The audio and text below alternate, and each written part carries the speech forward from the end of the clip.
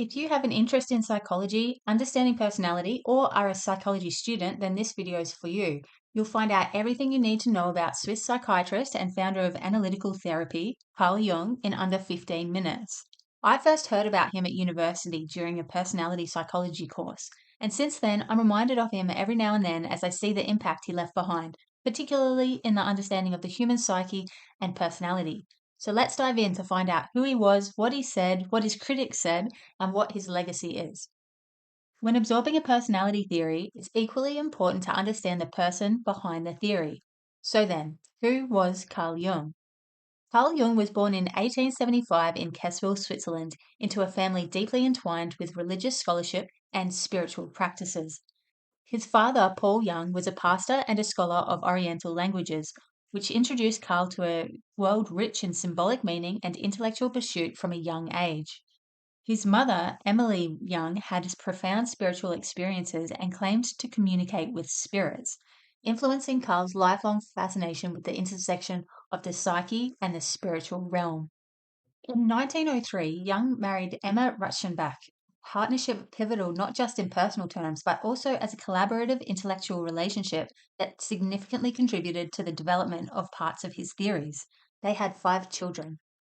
Jung pursued medicine and later specialized in psychiatry, driven by a quest to understand the human mind's depths.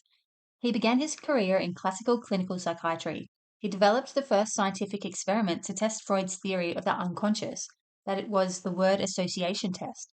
In the early 1900s, it was a tool for exploring the unconscious mind.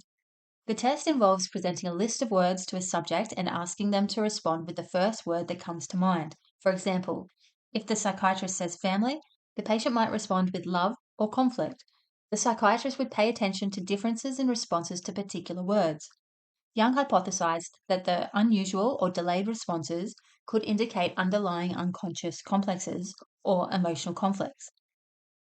Jung's work to scientifically validate Freud's theory led to a close friendship and intellectual partnership between the two. They met in 1907, and Freud saw Jung as a potential successor to his work. However, their relationship began to deteriorate due to theoretical disagreements. Namely, Freud disagreed about the collective unconscious concepts and spiritual themes that Jung began to propagate, while Jung equally disagreed with Freud based on his primacy of sexual drives in determining human personality. Their split was finalized in a letter Freud wrote to Jung in 1913. This rupture precipitated a period of deep introspection and existential crisis for Jung, during which he delved into what he termed the confrontation with the unconscious. Documenting this journey extensively in The Red Book, Jung laid the groundwork for many of his later theories, including those of the collective unconscious and archetypes. This book was initially a private manuscript, as he knew it would be too taboo in his time, but in 2009 it was finally released to the public, offering profound insights into Jung's inner life. Jung's intellectual curiosity propelled him to travel extensively, exploring diverse cultures and psychological practices across Africa, India, and the United States. These explorations enriched his understanding of the universal psychic patterns, further elaborating his theories on the collective unconscious. In his later years, Jung turned his attention to the psychotherapy of the middle-aged and elderly, emphasizing the process of individuation as a means of rediscovering meaning in life's later stages. His engagement with historical spiritual traditions, particularly Gnosticism and alchemy, underscored his belief in the psyche's transformative potential. Carl Jung passed away in 1961 at his home in Switzerland at the age of 85. Well, that covers who Jung was. Now let's find out what he said. Well, he built his theories on top of the foundations of Freud's theories. So to get a simplified overview of Freud and his theory, check out the linked video. In this section, we'll simplify the structure of the psyche, archetypes and synchronicity, personality types, and individuation. We'll also find out what he said about Freud's personality. The foundation of Jung's theory lies the structure of the psyche, comprised of the conscious ego, personal unconscious, and the collective unconscious. The conscious ego is like Freud's concept of the ego. It represents the conscious part of personality and consists of all internal and external events that we are aware of in any moment, including self-awareness. It's the part of us that navigates daily life, making decisions and interacting with the world. Imagine yourself choosing a career path. That's your ego at work, evaluating options based on your conscious values and desires. Beneath the ego lies the personal unconscious, a reservoir of forgotten experiences, repressed or blocked memories, and undeveloped ideas. It's like the storage room of an individual's psyche, holding on to the memories we've misplaced or chosen to ignore. An example can be seen in our dreams, where fragments of forgotten childhood experiences might surface, revealing insights into our fears and desires. The collective unconscious is a deeper and universal layer of personality. It's presumed to hold the collective experiences of humanity. It includes instincts and archetypes. They're not formed through one's own experience, rather, they're inherited from humanity and are common to all people.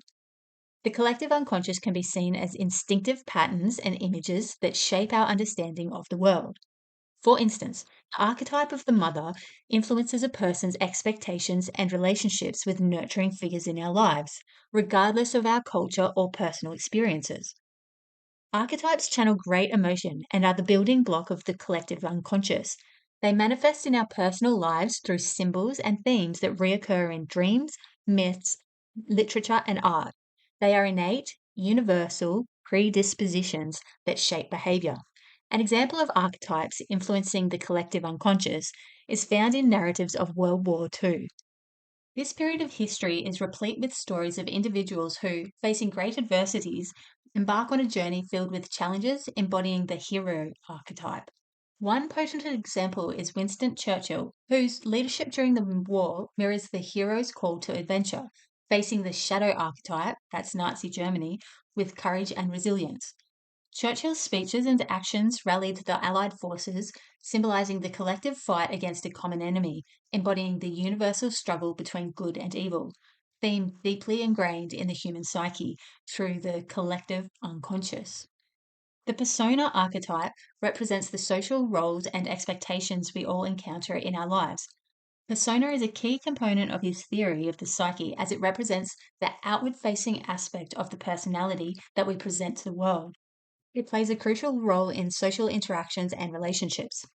Here's a brief list of each archetype. You can pause the video if you'd like to dive deeper into Jung's concepts of the collective unconscious and his views on how it influences our lives.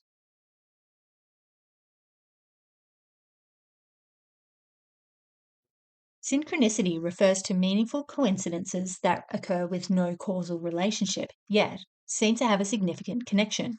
Let me explain. Imagine thinking about an old friend you haven't contacted in years, and suddenly they call you out of the blue. Your thinking did not cause your friend to call. Neither did the future phone call cause you to think about your friend. According to Jung, a synchronistic event like this is caused by the emergence of a relevant archetype into your consciousness. These events reveal the underlying order and interconnectedness of the universe. Jung's typology of personality was split into two basic attitudes that he labeled extroversion and introversion. Jung understood them as fundamental ways individuals interact with the world. Extroverts are outwardly focused, drawing energy from interactions with others and activities. Introverts focus primarily on their own thoughts and internal work.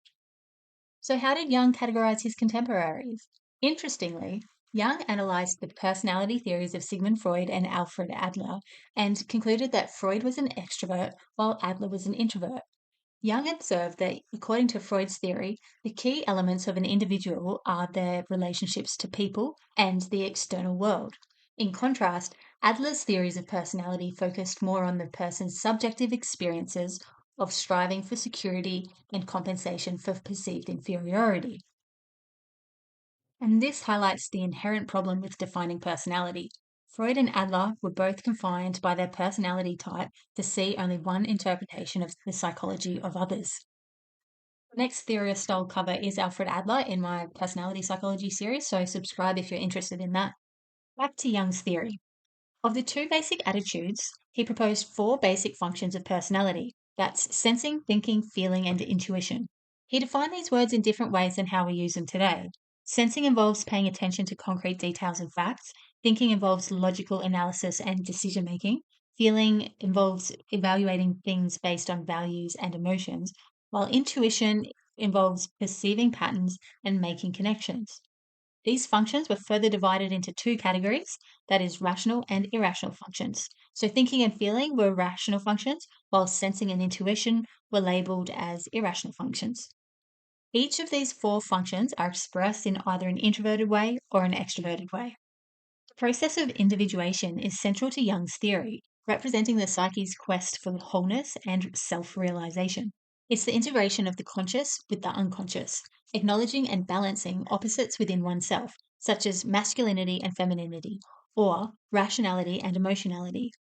A person engaging in individuation might start recognizing and embracing their shadow, that is, the repressed, denied aspects of the self, which leads to a more authentic and complete existence. An example of individuation could be someone who has always identified as purely rational, beginning to explore and value their emotional and intuitive side, finding a balance that leads to a more fulfilled life. While Carl Jung's contributions to psychology have been widely influential, his theories have been subject to criticism and controversy. Some of the main criticisms of Jung's work include a lack of empirical evidence, a lack of practical application, and cultural biases. Jung's theories, in particular his concept of archetypes and the collective unconscious, are largely based on his personal experiences, observations, and interpretations. These introspective forms of knowledge are not scientifically verifiable. Furthermore, his theory of personality has been scientifically researched through the creation of the Myers-Briggs type indicator personality test. This test is actually based on Jung's typology of personality. There has been no empirical evidence to support his theory. Overall, his theories lack scientific rigor, making them difficult or impossible to test or validate, and his ideas remain speculative. It's for this reason that some critics argue that his theories lack practical application. They say his theories are too abstract and esoteric to have practical applications in the field of psychology. They suggest that his ideas may be interesting from a philosophical or theoretical perspective, but lack practical utility. Others view Jung's ideas as bordering on mysticism and pseudoscience, particularly his emphasis on spirituality and symbolism. Without the empirical evidence to support his therapeutic solutions, there is no practical way for them to be applied to help relieve mental health conditions. Despite Carl Jung's travels and interest in cross cultural psychology, some critics argue that his theories are culturally biased because they're based on Western assumptions and values. For example, Jung's focus on the individual and personal growth are not as relevant in collectivistic cultures that prioritize group harmony and social responsibility. Also, Jung's use of archetypes and symbols is often rooted in European mythology and folklore, which aren't as meaningful for people from other cultural backgrounds. Despite these criticisms, Jung's ideas continue to be studied and debated, and his contributions to psychology have had a lasting impact on our understanding of the human psyche.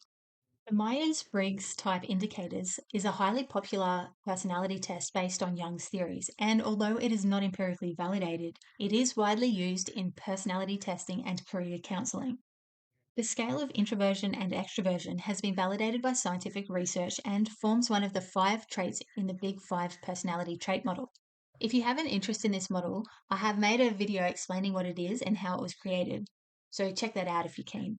Research has shown that introversion extroversion is a stable and heritable personality trait associated with differences in brain activity, behavior, and social outcomes. Jung's theories have gained momentum and influenced movements in myth literature, psychotherapy, the development of transpersonal psychology, parapsychology, and the psychology of religion. While Jung's theories may not be as widely accepted in mainstream psychology, his work continues to inspire research and discussions in the field.